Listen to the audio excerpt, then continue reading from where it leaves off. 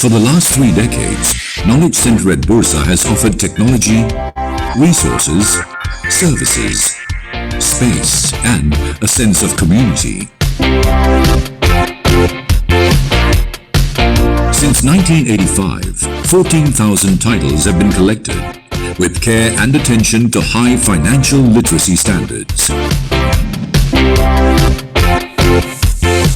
In collaboration with a global community of institutions, we ensure access to the world's diverse intellectual and cultural economic heritage, as well as fast online services for connectivity to the financial world.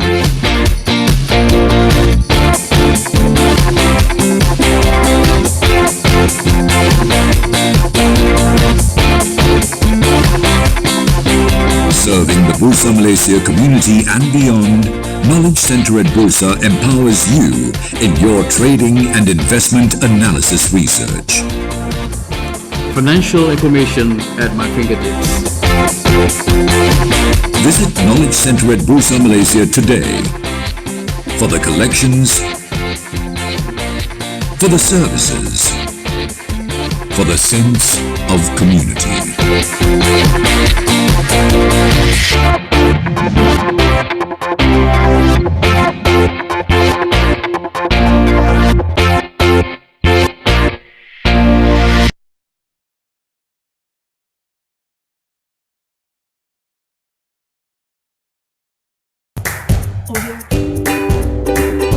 Investing in shares today can be your gateway to financial freedom. To participate in the stock market, you need to open a CDS and a trading account. Here's a quick guide to help you open these accounts. A CDS account. CDS or Central Depository System account is fully owned and operated by Bursa Malaysia Depository. It keeps a record of the ownership and movement of shares traded on Bursa Malaysia. Simply put, when you buy stocks, shares are credited to your CDS account, and when you sell stocks, they are debited from your CDS account. In addition to a CDS account, you also need to open a trading account with a broker. A trading account is used to place your buy or sell orders in the stock market. Let us show you how to open a CDS account and a trading account in 3 simple steps. Step 1. Access Bursa Malaysia website and choose from any of the licensed stockbrokers listed on the website to open an account. Step 2. Once you have identified your preferred stockbroker, bring along your identity card and your bank documents to the stockbroker's office for verification. Step 3. Look out for a confirmation notice from Bursa Malaysia in your mailbox in the next few days. This mail will provide you with all your account details which you will use every time you trade. If you are new to the market and would like to learn the fundamentals of stock investing, please visit www.bursamarketplace.com.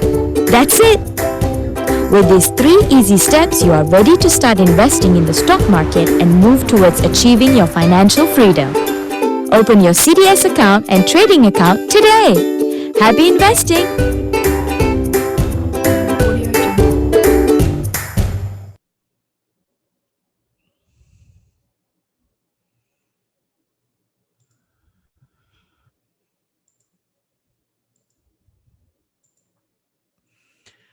Hello everybody!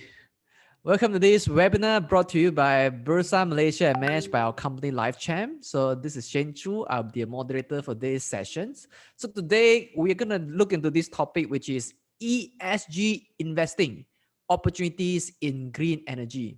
Now, in the past, we have already done 2 webinars on ESG, but due to popular demand, we are inviting David back for another session on ESG. Today, we're going to look into where are the opportunities in green energy. Now, as you know, ESG has become increasingly more important due to many funds, whether local or foreign funds, have an increasing higher rating for all the ESG. That means ESG plays a very important emphasis in their investment criteria. So today we're going to look into how this ESG and investing is all about, and where are the opportunities in the green energy field in our locally listed company. All right, disclaimer. Whatever we share on this webinar is only for educational purpose. So if we do any case study, it's only for educational purpose. So in no way that I give any recommendation to buy or any recommendation to sell any companies. So if you decide to make any investment decisions as a result of this webinar, so you're 100% responsible for all your investment decisions. All right, cool. So allow me to briefly introduce our speaker today. And David asked me to keep his introduction short. Okay, as an engineer by training, so our speaker here, David, began his career as an engineer in the telco industry for 10 years before turning to his passion in value investing. So he has served as a director in the local equities education and research firm for 3 years, managing research efforts and delivering advanced value investing and portfolio management education series. So David is now a full-time investor and dedicates his time and resources to nurture the youth in financial literacy. He is often invited to speak in broker seminars, webinars, as well as other Bursa endorsed events, and his professional comments and opinions on value investing are often featured in business publications like Focus Malaysia. So David also provides consultation services in value investing and advanced portfolio strategies for high net worth individuals. So David, welcome to our webinar today. Hi, Shane. Thanks again. Thanks again for inviting me to your platform to talk about. Can you hear me clearly? Yes. Cool. Yes, can hear you. How are you? Yeah, I'm good. I'm good. You see, I had a very simple haircut. Yeah. Will help me, right? Jealous Yeah, me. it feels My hair is better now. growing my How's own. everyone doing? Hope you guys are well, and I hope you guys are getting your vaccinations already. I just had mine a couple of days ago, so it was pretty interesting, huh? Yeah. So it's good that probably actually I'll say whether it's fortunately or unfortunately that the badminton match is in the Olympics has just finished.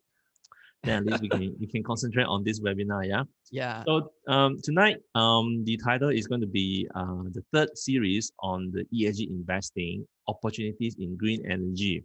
Now, other than this disclaimer mentioned by Shane, I would just like to maybe openly disclose that actually this is not I'm not a subject matter expert when it comes to green energy. So tonight I'm going to talk a little bit more about solar because there are many ways of producing green energy like renewables, like hydro, solar, wind, nuclear, right? So I am not a subject matter expert in this topic, but I motivate myself to know more about this. Why? Is because we believe that in the next years, even decades to come, right, this is going to be a mega trend. Now, in investing, it's all about identifying the next mega trend so that you know how to allocate your capital for better use, right? Of course, just logically, if I ask you, would you put your money, a lot of your money to invest in oil and gas? Logically, you won't say no. You will say no, right? So that's why we at Spiral Thinker, we always try to, put our ears on the ground to make us, to make ourselves alert as well as informed about the trends in the industries. So that's why I think tonight is very timely that we talk about green energy as part of the third series of the ESG investing. So I'm going to split my discussion tonight into, again, like usual, 4 topics. I'm first going to touch a little bit on climate risks, which is a follow-up from what my previous session, as well as environmental challenges. Then I'm going to talk about this thing called the net zero emissions, or in short form called NZE. Yeah? How the energy paradigm is being slowly transitioned to the NZE paradigm. Then, of course, I want to touch a little bit about the investment opportunities in green energy, particularly in context of Malaysia, or Bursa Malaysia. Then we're going to show maybe 2 case studies. Apologies, tonight I won't have as many case studies as before because, again, as this is not my subject matter expert. So again, treat this as more like a discussion, as an introduction to you. I'm as much of a learner as you are in this topic. Yeah. So without much further ado, let's get to the first topic tonight, which is climate risks and environmental challenges. Yeah. Now, I'm just going to flash up one of the slides that I showed a couple of webinars before. I think it was from the ESG investing. Yeah. So the gist of this slide is actually, as you can see, this slide is a financial in terms of risks as well as financial impact of global risks, which it was produced and published by We Forum organization. Now, as you can see here, they basically split the categories to five: economic impact, environmental, geopolitical, society, as well as technological. Now, in the past, say in 2007, 2008, more than 10 years ago, right, you can see that the color that dominates are blue, right? So in the past, actually, economic risks actually dominates, the narratives in anything that we do, that we did before, especially when it comes to investing. But as you can see, as you can see the timeline from the left to right, the blue is just slowly being replaced to, I think in the middle there, of course, a lot of orange, because I think that time Trump was the president of the United States, right? But you can see on the right-hand side, more and more green, which means environmental risks actually are perceived as more and more important. The impacts are much bigger than previously. So the focus on global societies and investors around the world are actually onto in environmental safety, especially on the sustainability of how we conduct our activities, right? And that's why this ESG investing is very important. Now, if you'd like to know more about this, you can refer to our webinar. I think sometime back in April or May on the topic. Okay. I'm sure that 2 weeks ago, just 2 weekends ago, I'm sure you have heard about all these floods happening concurrently around the world, right? I think the biggest news was actually the flooding happened in Henan, China. I'm sure you have seen videos, footages of people trapped in the subways, as well as on the roads, something like this. Then not only in China, actually a lot of places, including Germany, including New Zealand, including Arizona, US, they're all being flooded. And you think to yourself, why is this happening? Or should we be surprised that this is happening? And is there going to be an end to it?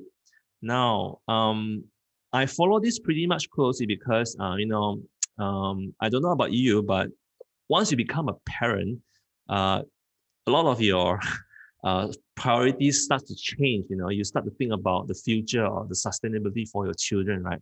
So that is why naturally this is one of my concerns, because I would like to leave this to a better place for my children as well as my children's children, right? But what comes to my mind every time when I talk about or I think about these natural disasters is actually this movie called Pacific Rim. I don't know if you remember. This Pacific Rim is actually a very cool movie where the monsters actually emerge from the core of the earth, and then they got these big robots, right? And one of the things that caught my attention was actually the frequency as well as the intervals of the monsters that appeared in the movie became shorter and shorter. Now, the way I interpret that movie, all right, so the monsters to me are all these natural disasters, okay?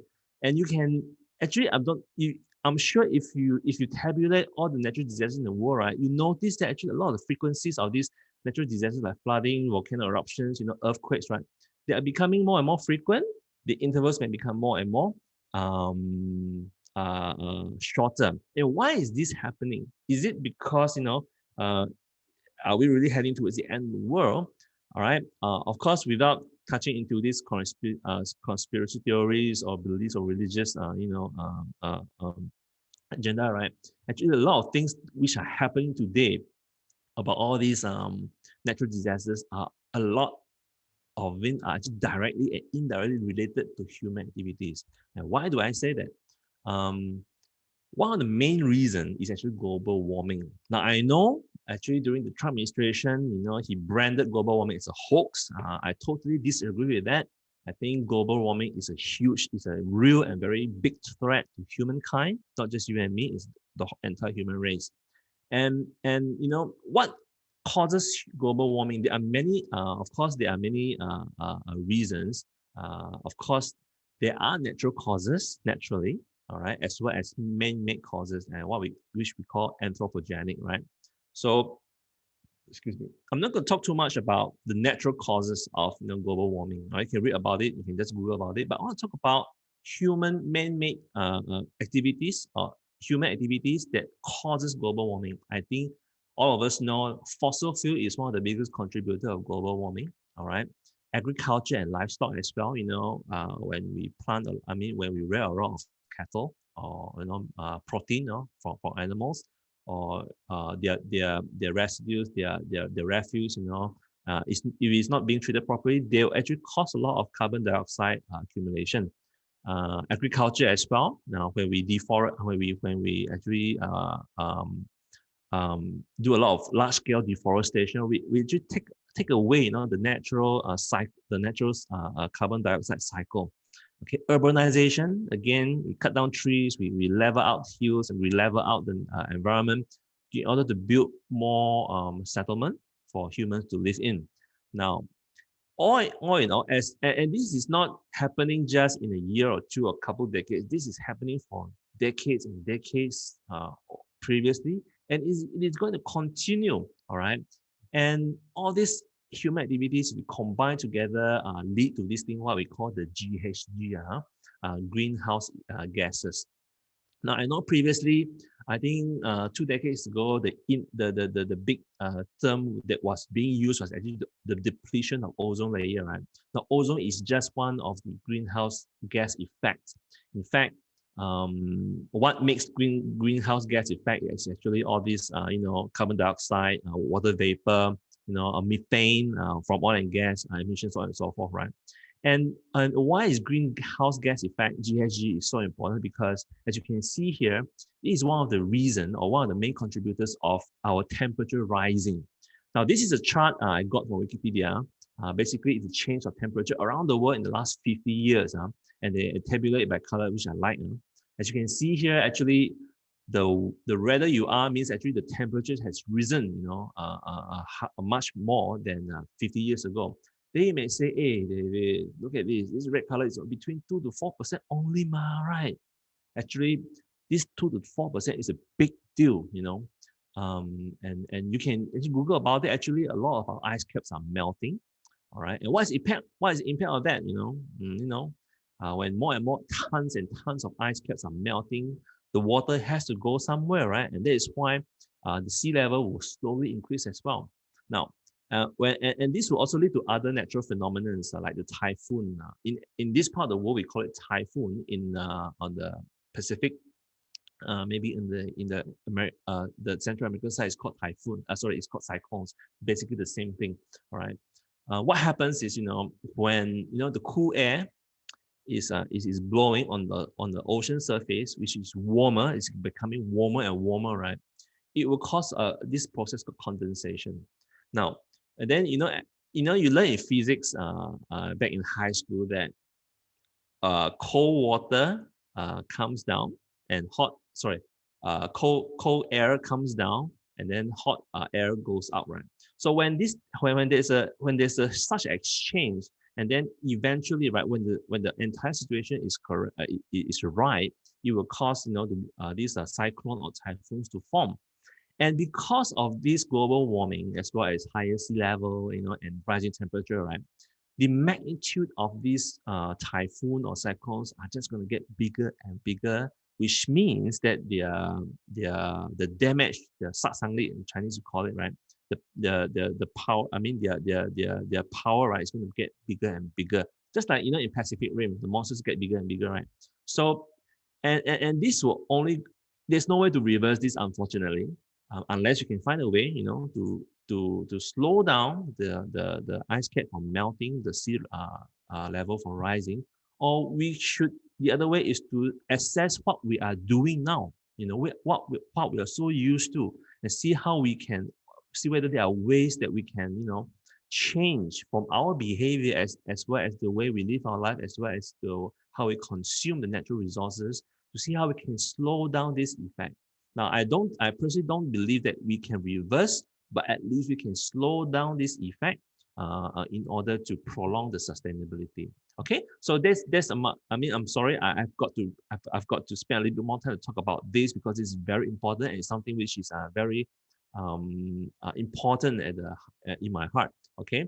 Now, of course, with climate change, with with global warming, they'll lead to all sorts of devastating impacts, around the world, whether it's society or health or environmental. Right, you can read all about it. I'm not going to talk too much about it, but you can read from it here, right? But what is important is a lot of countries around the world start to wake up. A lot of industry players as well, especially the energy industry. And this is why they came out with this thing called the net zero emissions. They set a target. This was a initiative, I think, by IEA, International Energy Association, IEA, yeah, agency. The NZE 2050 target is actually the world's first comprehensive energy roadmap that actually shows governments are being serious. They want to take action to rapidly boost the usage of clean energy, as well as reduce the consumption of fossil fuel. All right, and in a way, this will also create a lot of economic impact by introducing new jobs, as well as new jobs, as well as economic activities that can be sustainable in terms of the environmental health. Okay, so that's why we have this topic tonight. We talk about this net zero emission 2050. This is not new, don't get me wrong. It has been around for a number of years, but this target 2050 is only for the net zero emissions for carbon dioxide. Okay, as you know, as I mentioned earlier on, carbon dioxide is just one of the GHG gases. It's not the only one. So that's why the first milestone that we are targeting is the net zero emissions of carbon dioxide by 2050. All right, and that's how and with this I want to talk about the next topic, which is how is the energies industry going to transition from the current state to a net zero state, right? Net zero emission state. First of all, let's look at the definition. What is the meaning of net zero emission? All right, sounds very cool, right? NZE. Actually, it's something very simple. Basically, net zero emissions means it is a state, a balanced state, whereby the amount of greenhouse gases emitted into the environment is being counterbalanced by removing the same amount of GHGs from the atmosphere. Okay, that's why they call it carbon removal. So as I mentioned earlier on, the anthropogenic causes emissions such as from the fossil fuel vehicles and factories. Our manufacturing plants uses a lot of energy, right? Which actually a lot of them are being produced using very dirty elements like coal or oil, and should be reduced as close as possible to zero. All right, and any remaining greenhouse gases should then be balanced with the equivalent amount of carbon removal. All right, which can be happen through a myriad of things like capturing the carbon. They call it the direct air capture and storage, by capturing the CO2 produced from all these activities and pumping them directly back into the ground. These are things that they're looking at. And all this is in order to achieve what we call the net zero, the climate neutrality. Now, as I mentioned before, the timeline for the first milestone is the net zero emissions for carbon dioxide. Now, there are two scenarios here. So this is the optimistic scenario, and this is the less optimistic scenario. Of course, there are technical elements to it. I think it's something to do about the amount of global warming that they can sustain. I'm not too sure about technicality, but basically, in layman's terms, this is this part. By 2050, net zero emissions for carbon dioxide is the optimistic version. The less optimistic is 20 years later. Okay. Now, that is not the end of the story. In fact, after this milestone is reached, which I really hope that they will be achieved, the next milestone is the net zero greenhouse gases effect. This is even bigger, right? So you can see the mega trend of the shift of the focus, or priorities, as I would say, that actually governments around the world are looking at. Okay. And as I mentioned, the first milestone to achieve net zero carbon dioxide is actually, there are a series of things that we can do. Again, just like to highlight, actually a lot of activities can produce carbon dioxide. It's not just from transportation. It's not just from manufacturing. Generation of electricity also produces carbon dioxide, especially when you burn coal, when you burn oil and gas, especially gas, Buildings, the cooling of buildings also create a lot of carbon dioxide as well as other activities. All right. But one of the activities that is very relevant to you and I, all right, you and I, regardless of where you are, right, we contribute to carbon dioxide emissions into the world. As just, you turn on your engine, I mean, you go into your car, you turn on the engine, you drive out, right, you're already contributing. That is why one of the easiest low-hanging fruit is actually to tackle the transportation industry. Now, of course, first and foremost, the first thing that governments around the world will do is actually to stop any more large-scale investments or expansion of the oil and gas fields all around the world. That's why you see a lot of these primary PSCs major oil companies are selling assets around the world. Recently a lot of companies a lot of these MNCs are selling the oil and gas fields in Malaysia. Some local companies are hibiscus are picking them out, right?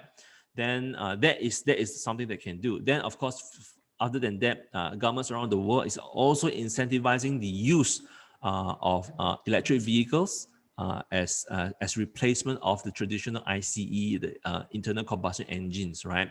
And I talked about this in my previous webinar just 2 weeks ago, right? You can watch all about it. Actually, the general target is by 2030, right? 60% of the global car sales are all electric. Now, there are many different types of electric vehicles. You can read all about it from my previous webinar. And then by 2035, 5 years later, 50% of heavy trucks are electric. No more new ICE car sales, so they're very serious about this. They try to do this, and then, of course, by 2040, so on and so forth, there are other milestones as well. So the end in line is by 2050, we should be able to reach at least somewhere near the net zero carbon dioxide. Okay, so that is the dream, which I personally hope will be achieved. Now, why is transportation so important? Why is it at the focus of these net zero emissions? All right. First and foremost, as I mentioned before, everyone is contributing to this, right? Now, a lot of people think or assume that oil and gas companies produce a lot of carbon dioxide when they drill, when they mine when they extract the oil from the ground or from the sea or from the sands, right? True. All right, it's partially true. As you can see here, this is a infographic from IHS Markit, all right, a research company. As you can see here, actually, from the well, which is from the mine, to the oil well to the tank, all right, which includes processes like production, initial processing, transportation, refining, then transporting the refined product all the way to the consumer, right? It only contributes at most 30% of the carbon dioxide emissions, right? To tell the truth, when I read about this, I was very surprised because I thought that these processes these activities will contribute bulk of the carbon emissions. But as you can see here, actually, it's on the contrary. The combustion of refined products like, our fuel, our gasoline, right, contributes as much as 70 to 80% of carbon dioxide. Now, this shows you, number one, how our transportation, activities are contributing to this. And secondly, it got me to think, hey, our engines which is around for so many years, are still so, I would say, inefficient in terms of producing, managing the waste, okay? Because 70-80% of the carbon dioxide emissions come from our, refined product combustion. Of course, this is not just about transportation. It's also about cooling of buildings and whatnot, manufacturing, which I talked about just now, okay? So one of the protocols that they are like the leading authority, right, is actually what they call the GHGP and Greenhouse Gas Protocol. It is a partnership between World Resources Institute, WRI, and the Business Council for Sustainable Development. They basically split the entire protocol into 3 scopes. The first scope is to talk about, to manage or tackle the direct emissions from company-owned and controlled resources, all right, from oil and gas producers, from manufacturing firms, and so on and so forth.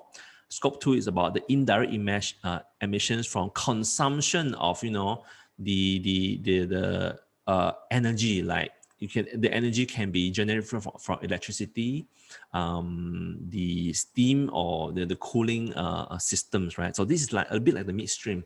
Then the third scope is actually all the indirect emissions that occur in the value chain, for all the stakeholders along the entire value chain. So they're trying to tackle this carbon dioxide emissions by these three scopes. All right, you can read all about it. Just Google ihsmarket.com and GHGP. You'll find a ton of these articles about it. Okay, and why I want to show you this is to show you is to highlight to you that the problem is not just in the production of the oil and gas; it's also on the usage of the refined products. Like every day, you and I, we turn on our aircon, all right, or we drive our cars, we are already contributing to this. Is something, it's like a wake up call for every one of us, right? And as I mentioned there, so the first thing to tackle the carbon dioxide is, of course, the governments are trying to stop all investments, right? And they target, right? There are no more new investments. There are no more investments in new fields, but they still need to have investments, or at least on working capital for the existing fields, because like it or not, we cannot hit net zero emissions overnight because it is a process. So along the way, if I ask you today to switch your car to electric car, you can't do it also, right? I mean, other than economic reasons, affordability. The other thing is our infrastructure ready? Don't let us not talk about Malaysia. Even in the most developed countries like China or US, right? Are the infrastructure ready for EV? I would say no. It takes time to build this infrastructure over years, right?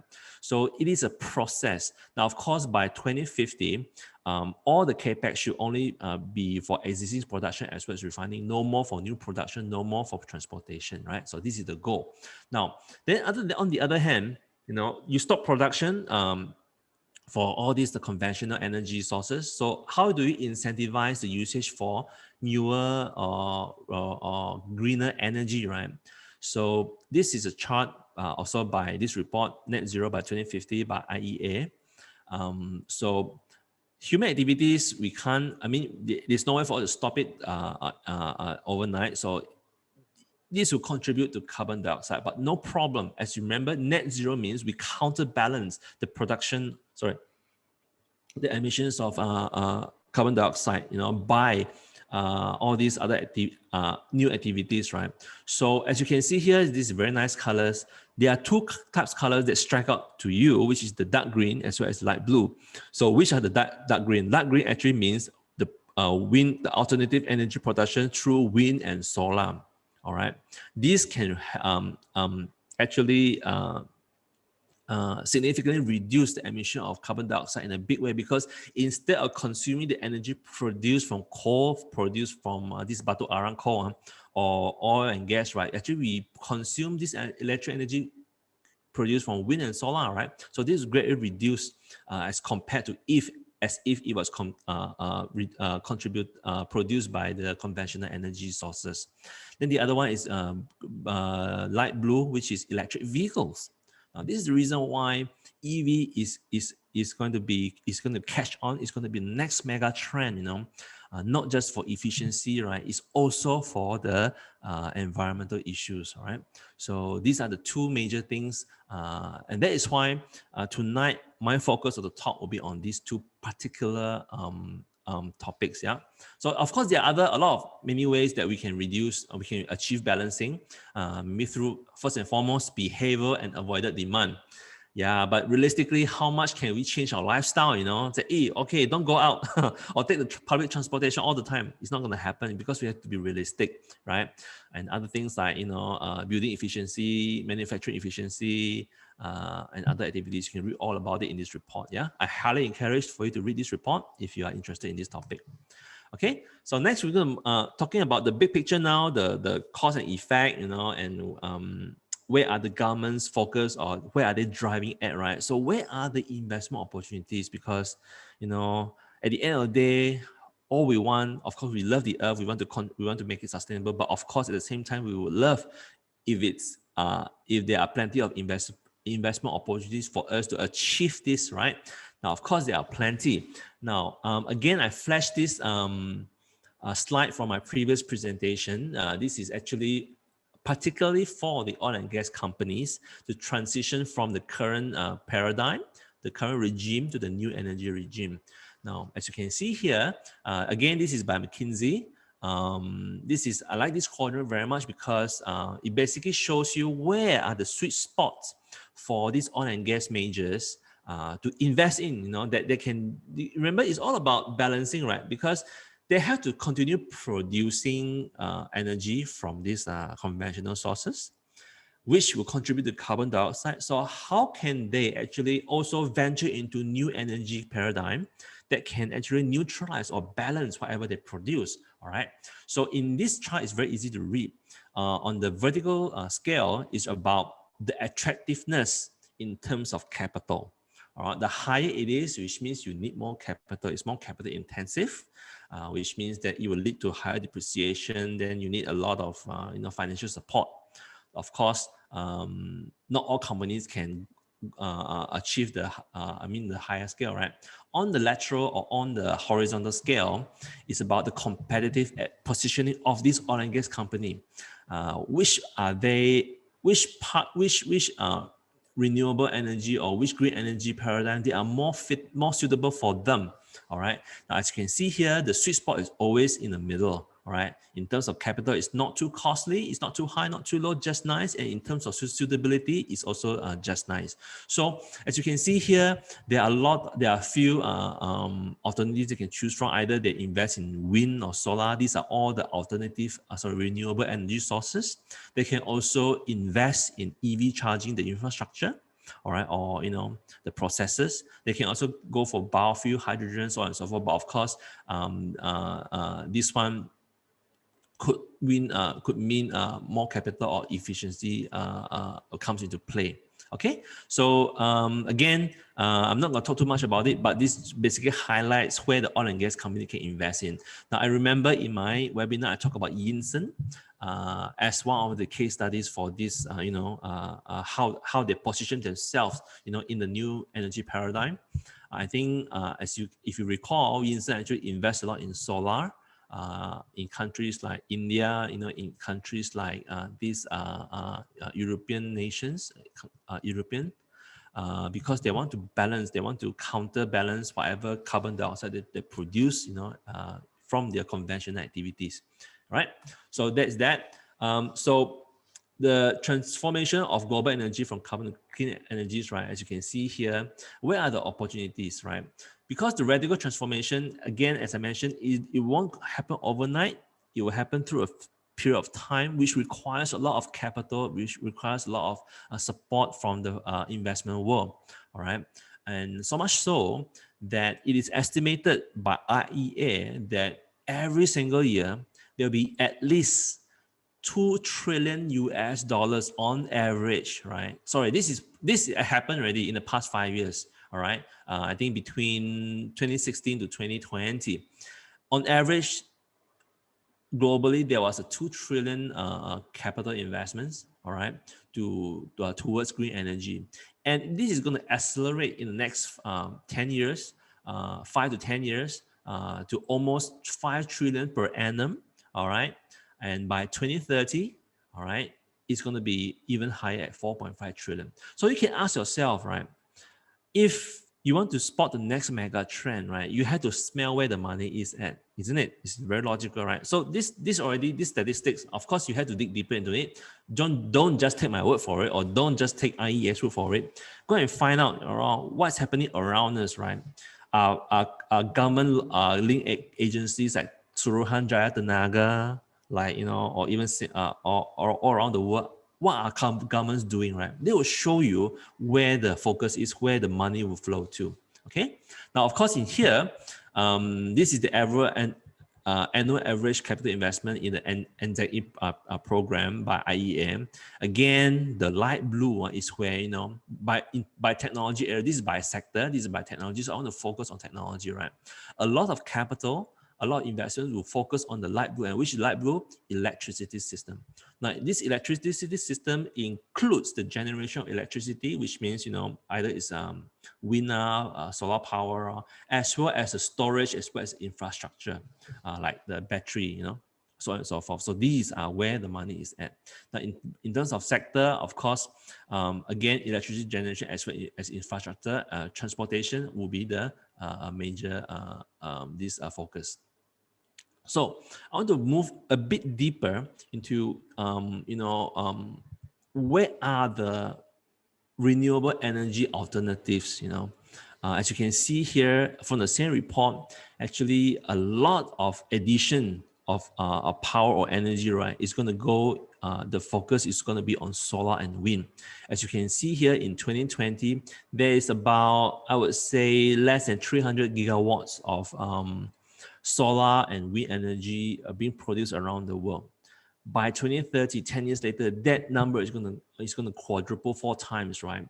Okay, and this and the majority will be actually will focus on solar PV. And one of the countries that are actually driving this effort, right, is actually China. As well as European countries, but very much relevant to us. China is doing a lot of things, right, and they're investing a lot of money into this. And I believe that countries around the world will follow suit as well. Of course, on the Western side, the European nations are also doing a lot of things. On the other hand, I think US, because they just came off from the Trump administration in the past 4 years, so they have a lot of catch up to do. But I believe the Biden administration would do something drastic also to catch up. Now then, where are the other opportunities? Actually, it's EVs, EV, the sales of electric vehicles is going to grow up by 18 times. But of course, the base is quite low. So this number is a bit celestial jump. So you can, just from this basic statistics, you can already guess where the money is going to go to. All right. And the energy intensity per capita, per GDP, right, is going to reduce, which means that as energy becomes more efficient, that actually the efforts to produce the same amount of energy per GDP is going to go down. And if this keep on going down, which means that we are actually doing the right thing. Okay, and this is another snapshot, another angle of the NZE regime. So basically, in terms of total energy supply, you can see here currently in the past 20 years, coal is the major, coal and oil are the major sources of energy because of their ease of supply, as well as cheap costs, especially coal. Then natural gas comes into play as well. But as you can see, after 2020, right, for the next 30 years, these 3 major or what we call conventional sources are going to, the importance or their role are going to diminish, and they're going to be taken over by greener alternatives, renewable alternatives like wind and solar, as well as other RE, including biomass, biogas, biofuels, and so forth. But our focus, of course, we want to be smart. We want to go where the big chunk of the focus or the money is going to. As you can see here very clearly, it's going to be in the wind and solar. Okay, so I talk about Biden's administration. This is taken during his campaign, so he's less than I think about 7 months into his presidency. So a lot of things he is trying to achieve. I think he just passed his 100-day report. These are all his. These are some of his major or key initiatives which he promised, which is pledged during his campaign. So first is actually the boost for offshore wind, as well as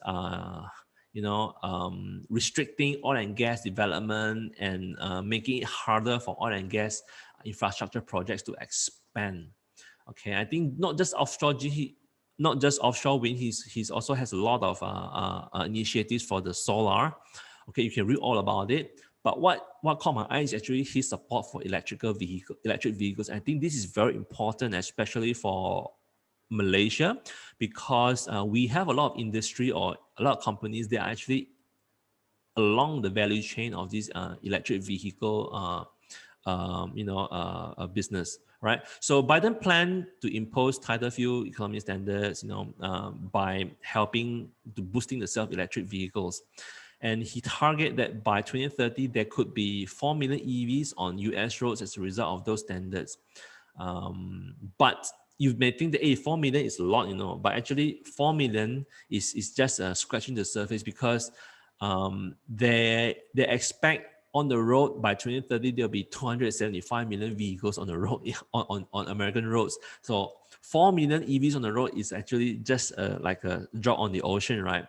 Now, in this regard, I personally think that I believe that China is doing a much better job, because they started way before. In fact, if you have followed my previous webinar, right, the new energy vehicle regime has already begun in China since 2010, when they spent a lot of money. I think it was 100 billion renminbi or something, to actually to boost the investment as well as grow this new energy or renewable, these electric vehicles industries in China. So all in all, US has a lot to catch up, which for investors is actually a great opportunity, because when they are trying to play catch up, they have to do a lot of things in a very fast way, right? So there'll be a lot of investments pouring into this side of the of the world, and as long as we can find companies that benefit this, right, we are on the right track. Okay, so that's about it. Maybe just talk a little bit. Now we move into solar. So as you can see here, actually most countries, solar markets are going to grow. In fact, it's one of the easiest. It's one of the I would not say easiest, but the most logical as well as economical renewable energy sources to produce, especially for countries around the equator, like South, like Malaysia, ASEAN countries, India, Africa, Central America, parts, and so many countries, right, where we have abundant sunlight, right. Actually, solar power is the cheapest, because it's there for us to harness, right. Whether if you don't, even if you don't harness, it's there, right. So countries like India and China, they have a huge, massive mega projects to actually electrify their economy using solar power. But as you can see here, this is by Bloomberg, all right, captured from PV magazine. Countries that are driving this consumption of solar power is actually the red color, mainland China, right? That's why I say China is a leader in terms when it comes to solar power, followed by other Asian countries, as well as these North American and the Caribbean countries here. Okay, then okay, in the conservative scenario, between 2020 to 2030, the new capacity for the new solar capacity is going to grow at about 7% per annum. In the optimistic model, this Bloomberg NEF, New Energy Forum, I think they forecast at least about 13%. This is why I show you this, because I want to show you where the opportunities are, right? So definitely this should be one of them. Anything in between, you just pick a number, right? To me, as long as the industry can grow high single digit, that's a huge opportunity already. And assuming on the optimistic scenario, we can grow 13% per annum, right? Especially in China and Asia, right? I think this is a huge opportunity for us. Okay, and why? And so this is about the demand. There's a huge demand for solar market in the next 4, 5, 10 a decade or so, right? Then on the other end of the spectrum, the cost of the levelized, this is a term for energy, it's called LCOE, or levelized cost of energy comparison between, this is for utility scale generation. So they compare between, the conventional plants like coal, gas, this nuclear gas peaker, all right? As you can see here, the solar PV crystalline, right? They used to be very expensive to produce. This is basically a number of dollars per megawatt hour. Very expensive, You imagine you need to, in 29, right? You need more than $300 to create a megawatt hour of electricity or energy from solar.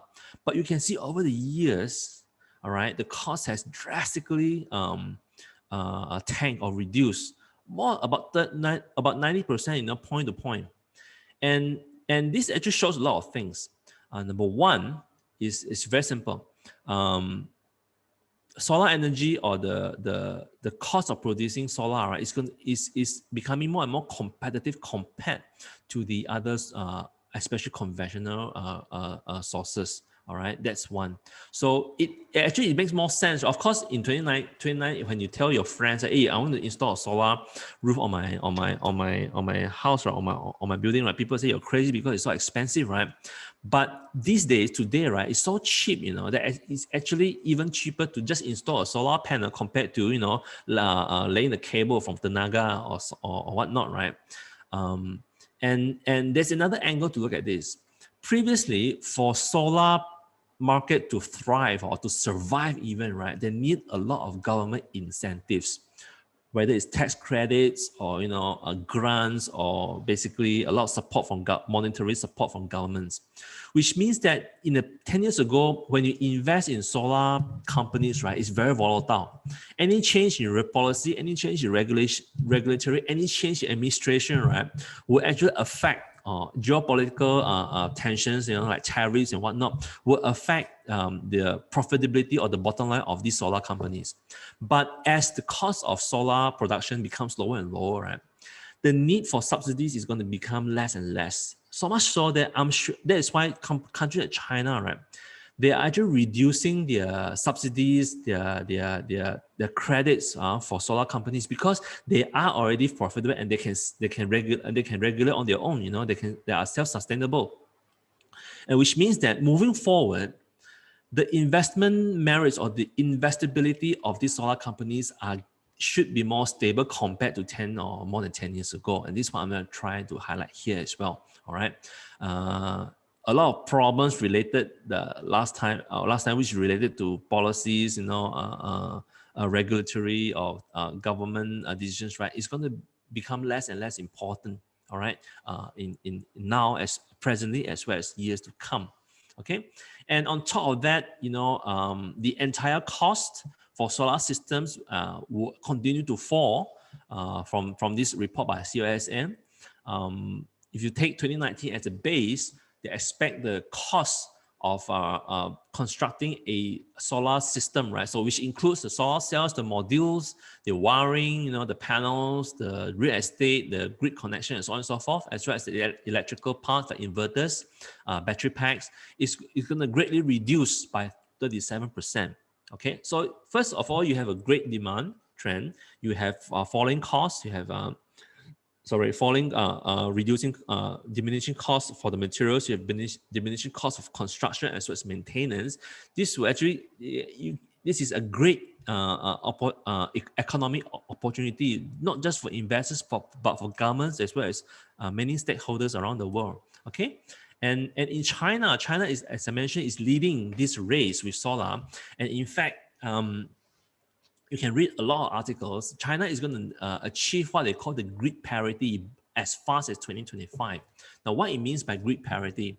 Grid parity basically means that the cost of the levelized cost of electricity using this renewable green energy is going to be lower than conventional energy. As you can see here, the black line here is actually the coal. I think USC is, I forgot what's the name for it, but basically the power generation cost from wind and solar, all right, is going to be competitive. It's even going to be lower than the conventional coal, and this is very important because this will incentivize more and more usage of this renewable energy, and this is very important. Okay, and that is why in China last year, right, actually their installation of this renewable energy, which includes solar, majority solar as well as others like wind, they actually went up a lot, right? But of course, other countries like European nations as well as United States, they're also doing the same. Okay, and I believe this is going to continue, right? And because the other factor is actually the efficiency of the solar cells is going to improve, right? Do you know how efficient is our solar cells currently? I'm talking about commercial level. I'm not talking about in the lab, right? Now, this is a chart by NREL, the National Renewable Energy Laboratory. So basically, they collaborate, they combine all the data around the world from labs around the world to see what is the trend, the trend, right?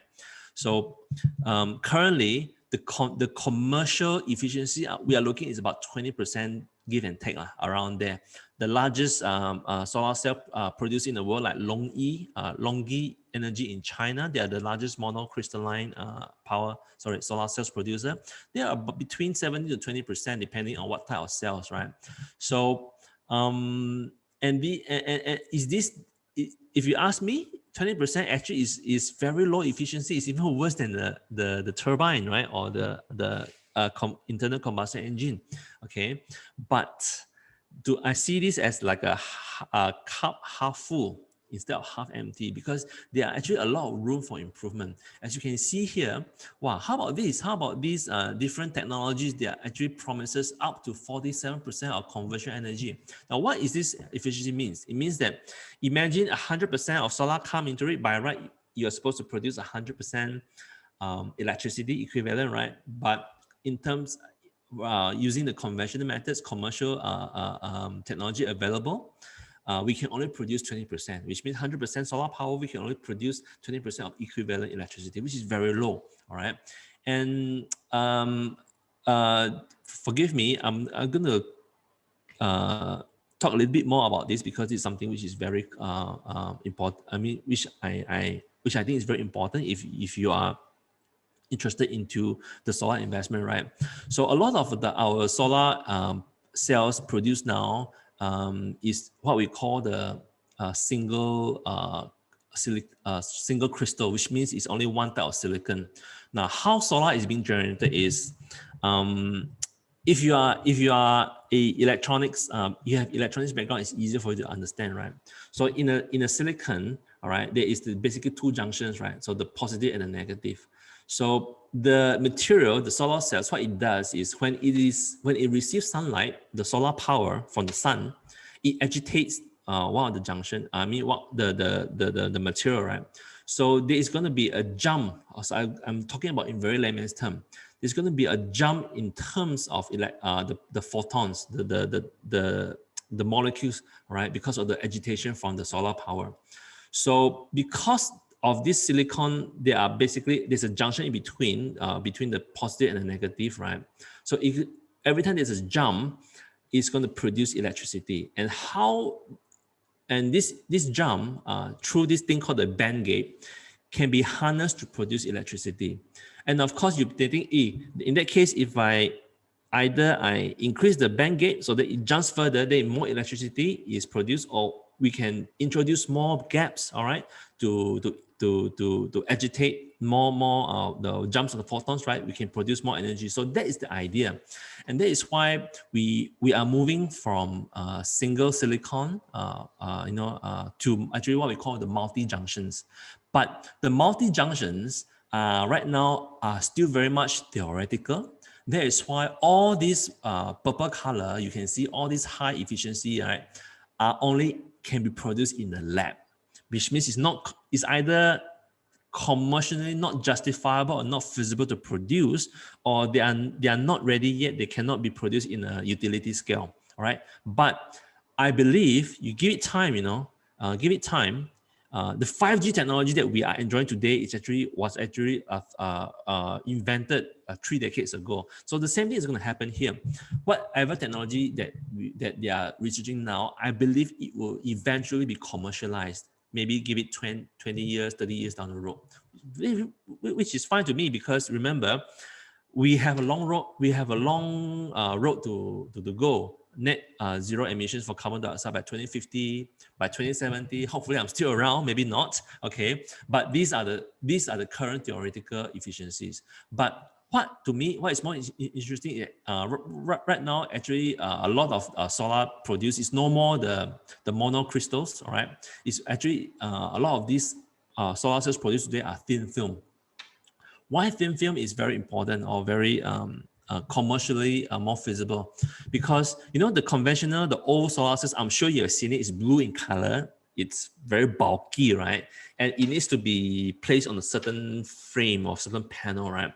Which means that in order to install these panels on your buildings or on your surfaces, it's not too easily available because you need to, the installation site needs to fulfill certain criteria. But when it comes to thin film, of course, how this can be achieved, you have to look at how the crystals are being organized, right? Thin film technologies are so important or so popular right now because you can basically apply the film on any surface like glass. These days, a lot of buildings are using glass now because of, aesthetic values and whatnot, right? You can imagine you can stick or you can apply the thin film on the glasses, which straight away your building becomes a power generator, right? So that's why thin film is getting very popular. But to me, actually, I'm focusing more on the emerging PV, right? Especially these perovskite cells. Perovskite cells compared to conventional silicon or other polysilicons, right? They are more stable. They can sustain better heat. They can sustain more moisture, which means that they are not so easily damaged. And what is more interesting is actually, okay, here my animation is not working. Is this? Their efficiency is much higher than the conventional. As you can see here, these are the wavelength of the visible spectrum of the sunlight.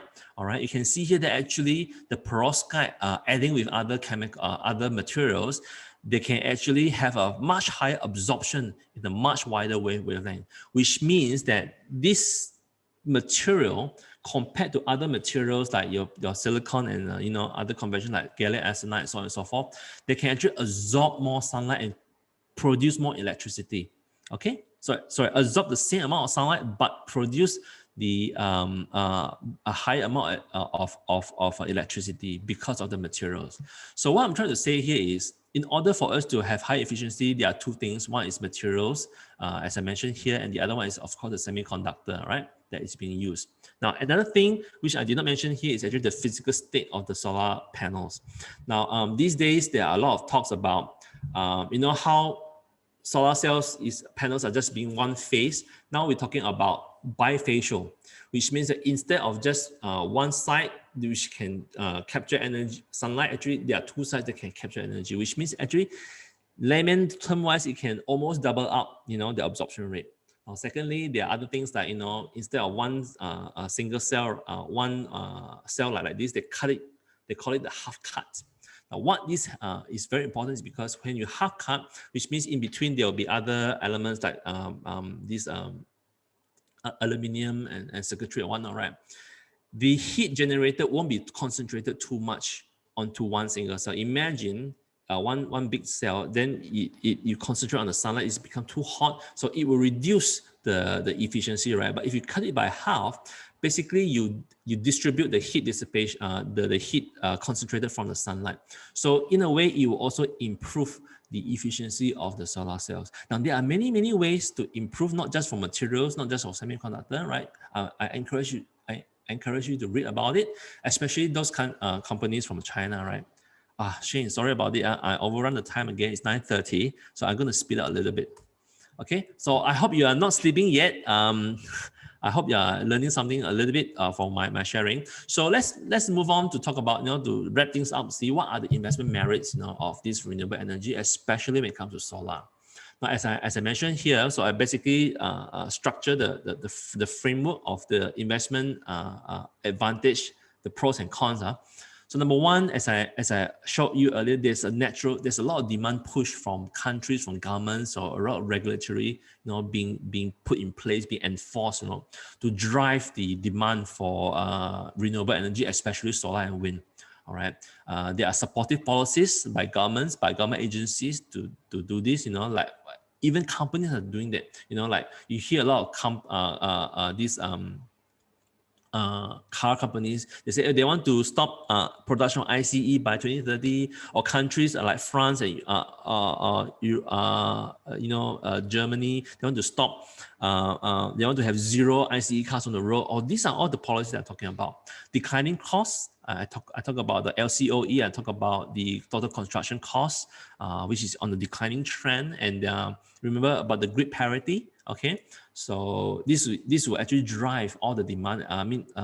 Drive the economics of this renewable as well. And last but not least, the technology. So I talk about the different materials, the different structure, the physical structure, the semiconductor, right? Previously. Now, of course, anything will have risks. For example, a lot of people are arguing, the other camp that do not support these solar cells is, oh yeah, the production process of solar cells is actually very hazardous to the environment, which is true, because the production of the solar cells require a lot of chemicals, all right, which again, it boils down to how we treat or how we manage these waste.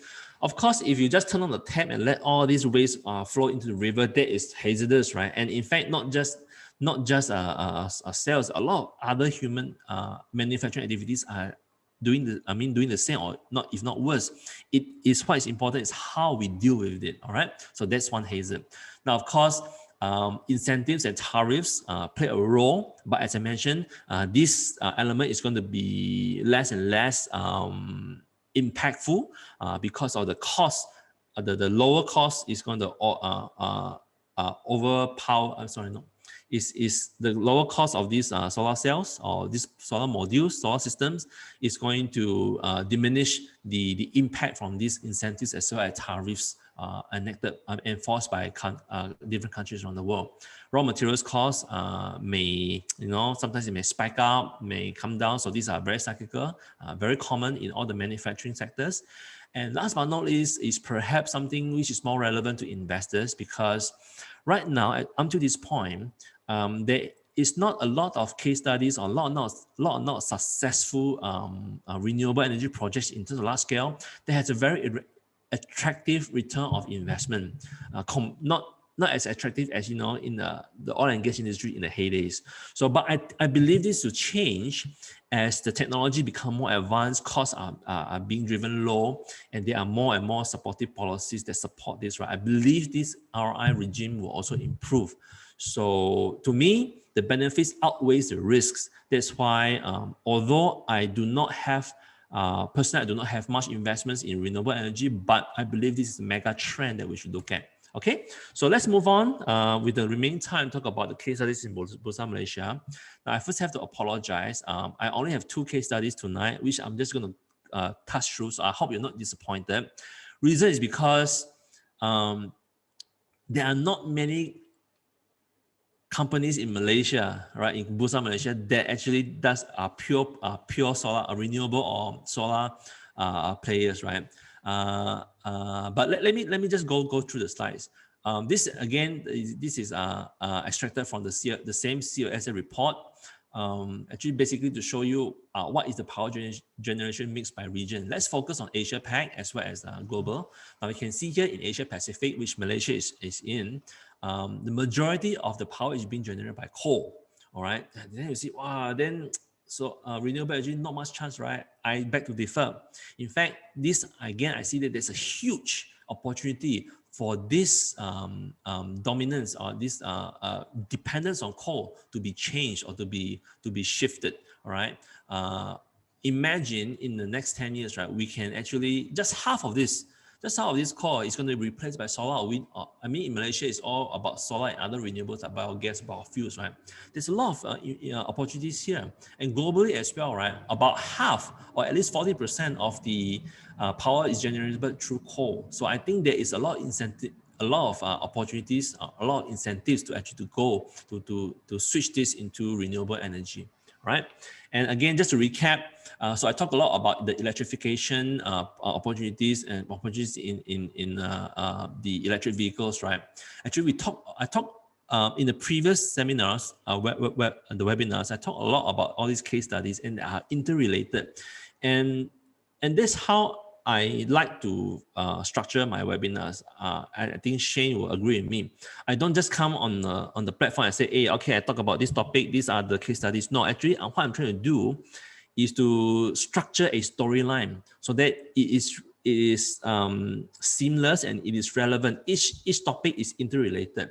So I talked about Yinsen before, which is again one of the oil and gas companies that is trying to actually switch to renewable in order for them to earn enough tax credits in order for them to sustain their existing activities. So we on the electrification side, like EVs, the batteries. I talk about Great Tech. I talk about Genetech in the previous webinar. I talk about MPI, so on and so forth. So you can refer to those for that angle. All right. But tonight, my angle is actually on solar.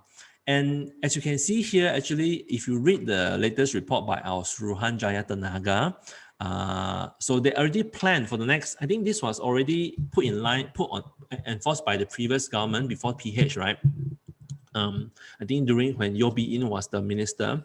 So we already have set a target, say, hey, by 2025, right? At least 20% of our energy produced in Malaysia is going to come from renewable. And a lot of this is going to focus on actually solar. 60% of this new renewable energy is going to come from solar. And that's why there's a lot of investments going on in Malaysia. That's why you hear about this LSS, right? Large scale solar power plant, right? From the first installment LSS1 or to the latest one, I think it's called Mentari or something. Almost 1 gigawatt lah. Not all the 1 gigawatts are being awarded.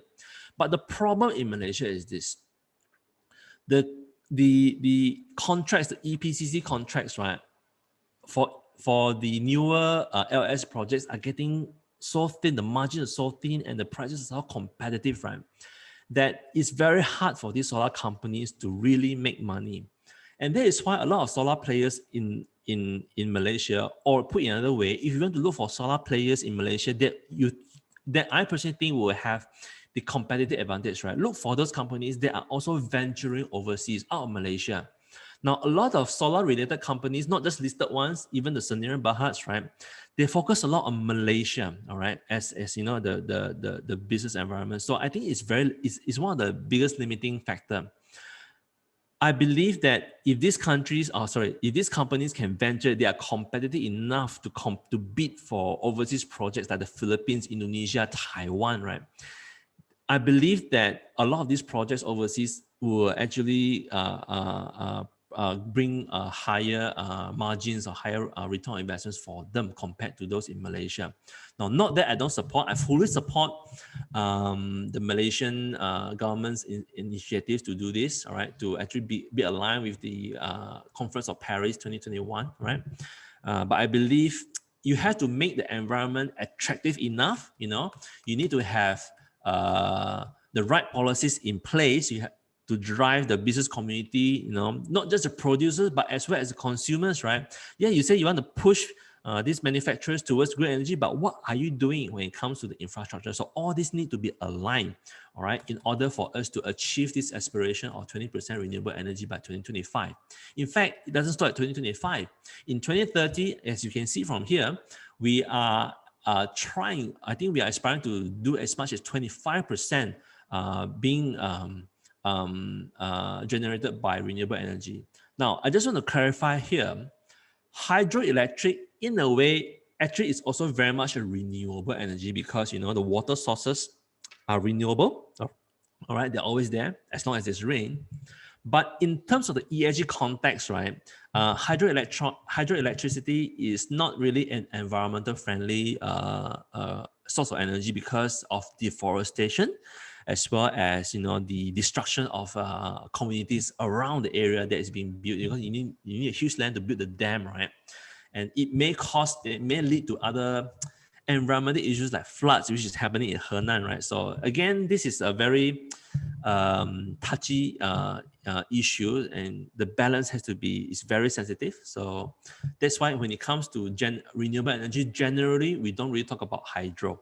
Okay, so let's look at what are the companies that are actually involved in the renewable energy, right? So I list some of them here. Of course, these are not the only list of companies. There are a lot as well. So forgive me if I miss out one of your favorite companies, but these are the companies that I personally know, okay? So there are not a lot of pure players for solar in Malaysia, or on Bursa Malaysia. So the ones that I know are SolarVest as well as the Maidan. Both of them only recently IPO, so there's not a lot of historical performance for me to do a reference, but they're pretty okay. I think they're pretty doing very well. The market cap is quite sizable, especially for this SolarVest, about 700 over million. I think this week the share price went out quite a fair bit, right? Because they've been on the downtrend. They are one of the pure EPCC players for solar rooftop, large-scale solar power plants. They also provide all and these operational and maintenance services. They also own some solar plants. Okay, the same goes for Samaidan. Now, why I note this is because majority, if not all, of their revenue actually comes from solar. Now, with other like V Solar, although their name there's a solar there, but I noted from the annual report that only 30% of their revenue actually is from solar, so I'm not too sure about it. You can also look into other renewable angles, like Eversendai. Eversendai, interestingly, they fabricate and construct offshore wind substations for their clients in Europe, but it's only contribute 10% of the revenue, so not a very big revenue generator. Other renewable sources like biogas, hydro, right? So we've got other players like CY Park, MFCB, which is a very good investment grade company. Then on the other angle, as I mentioned, because 70 to 80% of the carbon dioxide emissions comes from transportation. We can also look into the angle by EV, whether it's EV production like GridTech, this EV battery production like GridTech, or even Genentech, right? So on and so forth. Now there are also other emerging companies like RE Nicola. That's recently, I think there was an RTO or something. The company is actually Pimpinan Ehsan Berhad. So I think this new management is trying to take over the company and pump the solar business into the company. Nothing is disclosed yet in terms of the revenue, so I can't really talk much about it. But there are other companies like JAX, KAB, Renhill, Pestech, Reservoir Link. They're also, in a way, they are part of the value chain of the renewable energy. So I think you can look into these companies if you're interested. Okay, but let me just very quickly run through the couple of case studies. One is the SolarVest. Now, SolarVest is a recently IPO company. I think they are majority owned by the forgot what's the construction company name again. Chin Hin Group, yeah, Chin Hin, as well as a Blue something, but they own about almost Blue Atlantic, half. Atlantic Blue. Yeah, Atlantic Blue. Thanks for that. I guess you're an investor, right, Shane? No, but the revenue, the latest revenue is about slightly more than 200 million. But the valuation is quite stretched, if you ask me, about almost close to 50 times the PE. The net margin is about 7.2%, so single digit. But what I like about this company is actually the order book is quite healthy. You see, their FY21 revenue is 200 over million, and the current order book is 316 million. And this is a lot supported by, they are winning a lot of these LSS4 EPC contracts. I think the latest one that they announced was from this 20 megawatt plant in Kulim by Energy ES. Before that, they also won something by MKLand, which is part of the entire LSS4 project, right? But again, as I mentioned, the margins for this LSS4 is not as good as the previous ones. So although the order book looks very nice, all right, just be mindful about the profitability of these contracts, yeah? So again, these are some of the statistics. But what I like about this company again is because, as I mentioned before, you want to look for solar companies that actually are competitive, that can bid for overseas projects because of the more lucrative return, right? So as I know, actually they are also bidding. They have in the order book of 300 over million, they have some from Philippines as well as Taiwan. And in fact, I read some reports that actually the EPCC contract in Taiwan are very attractive because the Taiwanese government is trying to incentivize, the solar power generation in the country, right? So this is probably one of the, I would say, the investment merits for SolarVest. But on top of that, SolarVest is also involved in advanced modules. I talk about, how what are the factors that contribute to high efficiency of solar cells, right? I talk about half-cut technology. I talk about bifacial solar modules, right? So they are also doing this, like he mentioned, same piece of land, same piece of real estate for the solar construction, but double the output. So these are the things, I think they tick all these boxes for SolarVest. That's why I think they are on the right track, okay? And on top of that, they also have a very good ESG track record, being in the renewable energy space. But what I would like to focus actually on, they are doing a lot of things to conserve the environment. Again, whatever they do, they are trying to stimulate the clean energy adoption. That is in their business DNA. But what interests me, or what is important to me, is how they manage the waste. As I mentioned, the usage or the production of solar cells will actually the byproduct is a lot of harmful chemicals, which if it's not managed properly, right, it's going to harm the environment even more. That's why I believe that this part, the E of the ESG for solar company at SolarVest is very important. Other than the people as well as the bad practices, you can read about this later. Yeah. Now, the next company I want to talk about, sorry for being a bit fast, is Samidan. Samidan is much smaller company compared to SolarVest, but personally, I believe their quantitative merits are much better than SolarVest. But again, SolarVest has their other advantages. All right. Samidan, in terms of valuations, are not as stretched as this SolarVest, but still a bit high. But I like their net margins. They have a better margin, close to 10%, and their operating cash flow margin is double, at least double of SolarVest, which I like. Their ability to generate cash flow from the revenue. Now, the order book is a bit of concern because I think the revenue as of 2020 was 76 million, and the current order book is only 31 million. So you may need to look into this if you're interested in this company. But both SolarVest and Samidan, they have a net cash balance sheet, which to me is not too surprising because they are recently IPO and they have some rights issues going on. So their balance sheet should be pretty strong. All right. Again, like most of the solar companies in Malaysia, Samidan also mostly their projects are in Semenanjung Peninsula, Malaysia. So other than overseas venture, right, you should also try to look for solar companies that are venturing into East Malaysia, because comparatively, the profitability, the contracts, the EPC contracts in Malaysia are actually higher or better, more lucrative, more attractive than those in Peninsula. But the problem, especially in Sarawak, is solar is a bit tough. Number one is because of the geographical structure, because in Sarawak there's a lot of mountains and hills, right? It's not in order for us to produce, to produce a very good business case for solar, you need to have abundant land, especially as flat as possible. And on top of that, in Sarawak, actually hydro is one of the main, is the main generator of electricity. That's why it's a bit hard for solar to tap into this state. But in Sabah is another different story, okay? And coming back to Samidan, what I like about Samidan is actually they also start to venture into overseas like Vietnam. So I think this is probably, although it's small, but probably it is something that we can keep track on if you're interested. So I think with that, I'd just like to wrap things up. Basically, this is just a slide to talk about the alignment of green energy movement towards ESG agenda.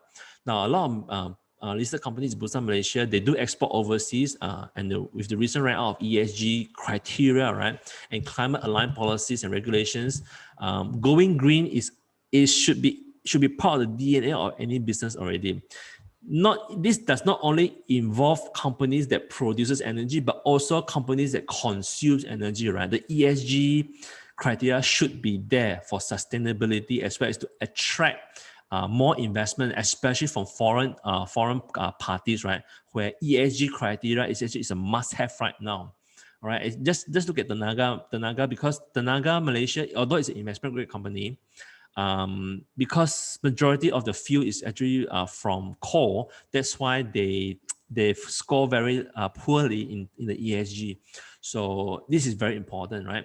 And on top of that, in the medium term or the longer term, Malaysia has also signed on the RCEP, all right, which is supposed to remove 29% of tariffs between partner signatories And Bursa Malaysia companies will soon be facing more competition, right, from companies in the region, right?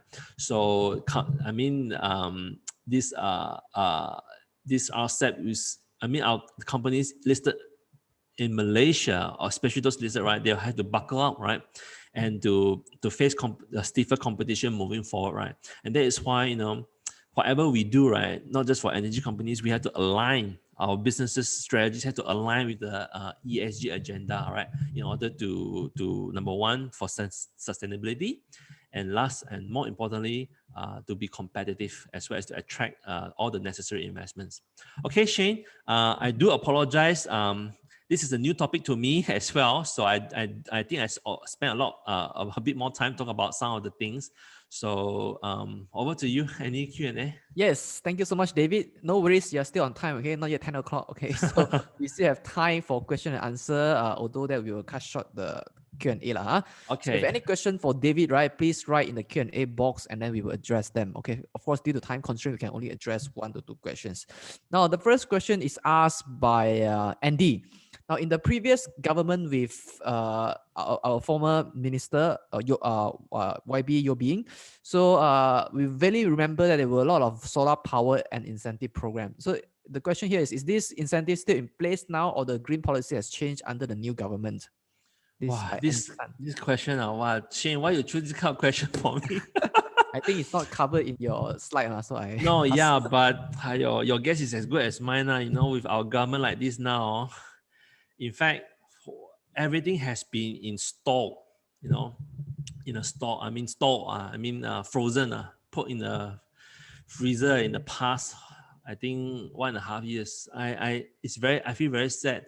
I think we wasted our past 1.5 years, despite the pandemic, pandemic aside, right? Because a lot of policies, which is out, you are right, Andy. A lot of policies, green policies, it was laid out by the previous administration, right? I don't follow it religiously, but I think they are not being enforced. Things may change. I think things will change, but I hope that whichever government is going to come online, I personally feel I think the wind of change is there already now. Whether it's the current government or the new upcoming government, right? I hope that they will, politics aside, all right, parties aside, right? I hope that they will still focus on this green energy, because this is not just about Malaysia. This is really about the sustainability of the environment, which involves everyone. Yeah. So I don't have the details for your answer. But I think Andy asked about wind as well, right? Unfortunately, because of our geographical makeup of Malaysia, I don't think wind is a viable option. Because of course there are two types of wind energy. One is offshore, one is onshore. Of course, the offshore one is much more capital intensive and much more challenging in terms of technology.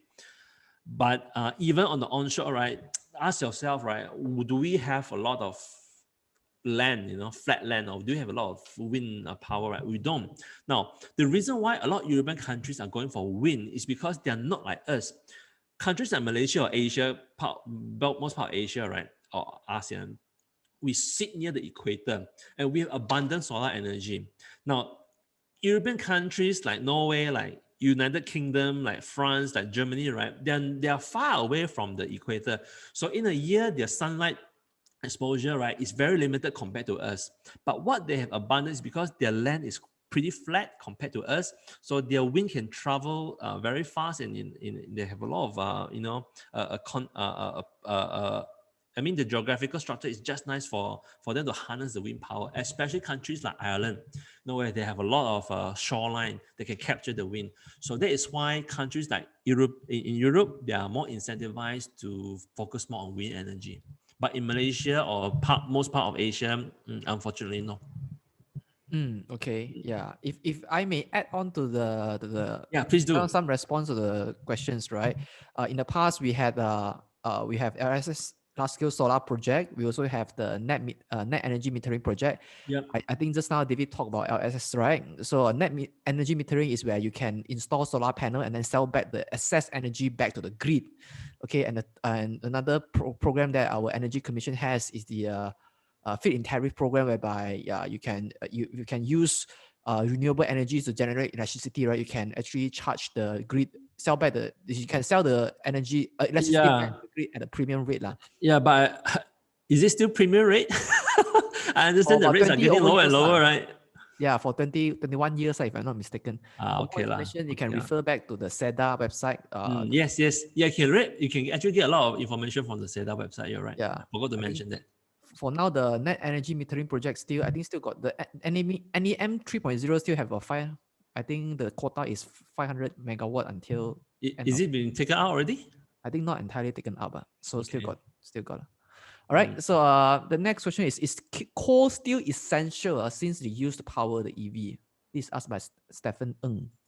It's called essential since you use power. Yes. Right now, that's why. Let me go. You're still on my slide, right? Yes.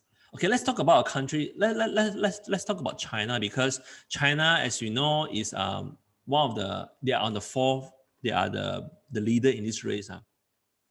Right now, coal is still very much relevant in countries like China, Malaysia, right? In terms of electricity generation. Why? Because it's cheap, it's abundant, and no matter how how altruistic we are, right? At the end of the day, it's still about economics. It's still about dollars and cents.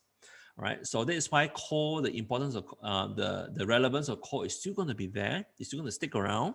All right, even to power the electric vehicles. I know a lot of the left-wing camps are blasting the EV camps, saying, "Oh, yeah, you say you're driving clean cars, but the electricity used to generate to power your battery are actually from dirty sources," which is true for now. That's why I say grid parity is very important. In countries like China, which is the forerunner of this renewable energy, especially solar, right? They should be able to reach grid parity and beyond, all right, by 2025. And that when that time comes, right, the importance of the relevance of coal, I believe, would diminish. It will be less and less relevant. And the same thing will also come to Malaysia. Although Malaysia, our pace is much, much slower. As you can see from here, even by 2030, 10 years from now, right, we will still be dependent on coal. 1/3 of our power generated will still be from coal, assuming we can achieve this. That's why a strong government is very stable. It's very important, because you lay out a policy, you have to enforce it. There's just like the question by Andy. You have to have the right ministers.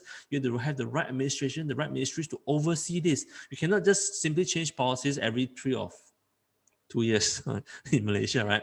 So again, government is very important. They play a very important role to ensure that this happens. Okay, Shane, sorry about Okay, that. so let's do one last question. It's asked by Eric. Okay, you mentioned that China is investing a lot of money into this solar sector.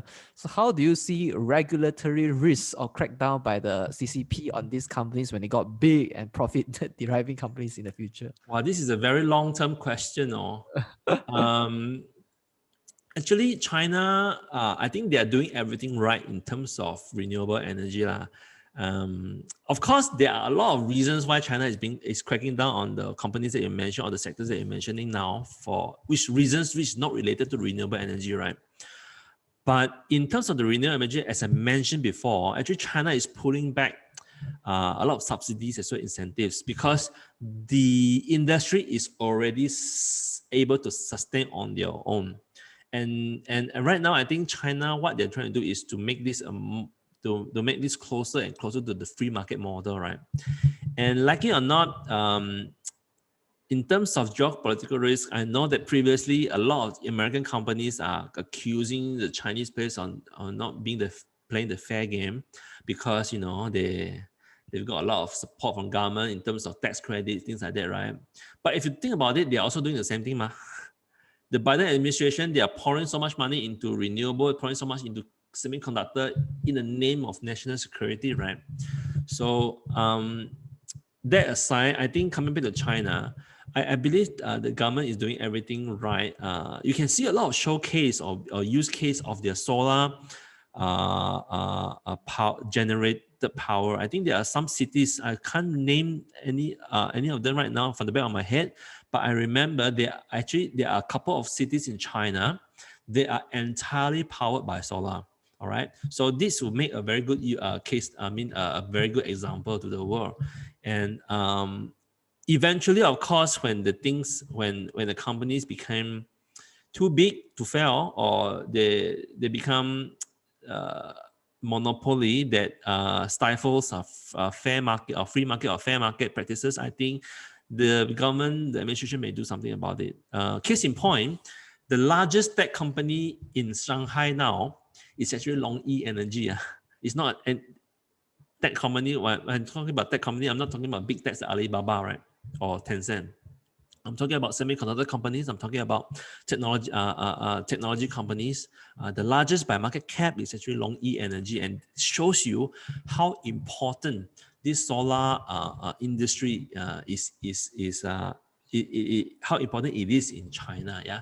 So if you want to look towards a example of how a proper or successful government is in tackling all this renewable energy and pushing this new renewable energy agenda, just look at China.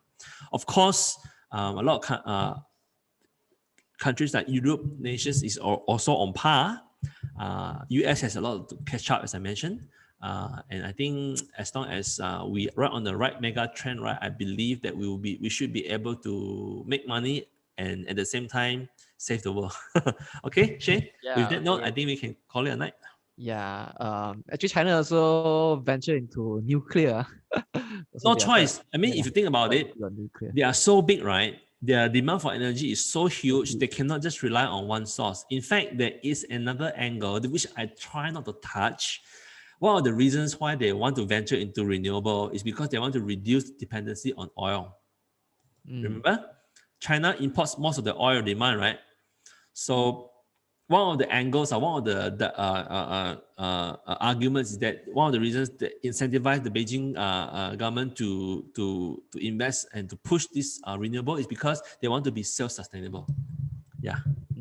All right. Thank you so much, David, for sharing with us opportunities in the green energy sector. So thank you, David. Yeah, please forgive me if there may be some parts that I lack of, because this again is quite new to me as well. But I hope you enjoy this session. Yeah. Certainly.